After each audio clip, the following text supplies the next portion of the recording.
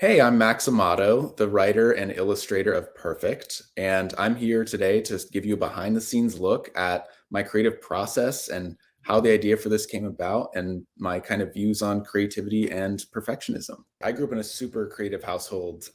Both my parents are writers and artists of different kinds as well. And I think, I was just super encouraged as a kid to really just constantly use my imagination and be playful and creative. As a kid in grade school, I was really kind of serious, a little intense about just my grades, whether I was getting good grades, my performance on the soccer field, maybe thinking too much about what other kids thought of me, all these kind of things were on my mind all the time. And if I could look back and give myself some advice, it would be to just kind of relax, go with the flow more, let things not go the way that you plan. My writing affects my visual art, and my visual art affects my writing. It's really almost about solving challenges or looking at a piece of blank canvas or a blank piece of paper and thinking, what is the most creative or unique way that I can fill that page or fill that canvas?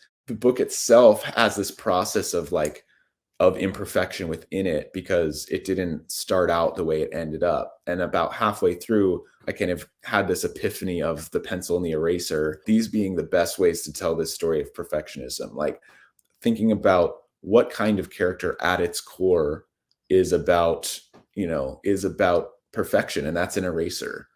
So I came up with the eraser first before the pencil, the idea being that an eraser's only goal in life, in a way, is to remove mistakes, is to keep things clean, keep things tidy. It almost felt like a perfect metaphor for a kid because we all almost start out with pencils and erasers. At a young age, it's one of our first tools for expression or for creativity. So it felt like this really cool opportunity to use something really really relatable to kind of express that idea of the balance between perfection and imperfection, spontaneity and the things that come out of that play or that interaction between a pencil and an eraser. So I was really excited to kind of stumble onto that metaphor, which I was only able to do through the imperfect process of writing the book. So it was a really fun way that came about.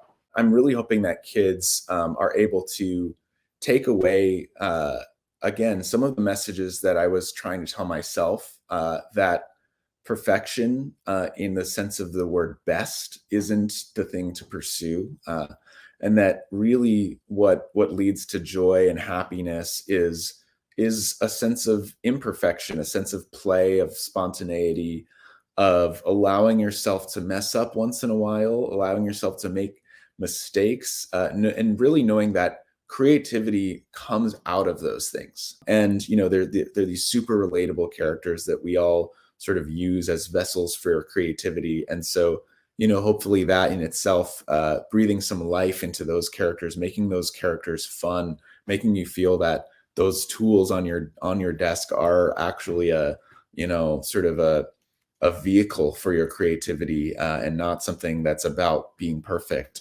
Hopefully that can also inspire the joy of writing and reading as well, beyond just making art too. Thank you so much for being here with me today. It's been amazing to share some of my process with you, and just remember, you're perfect exactly the way you are.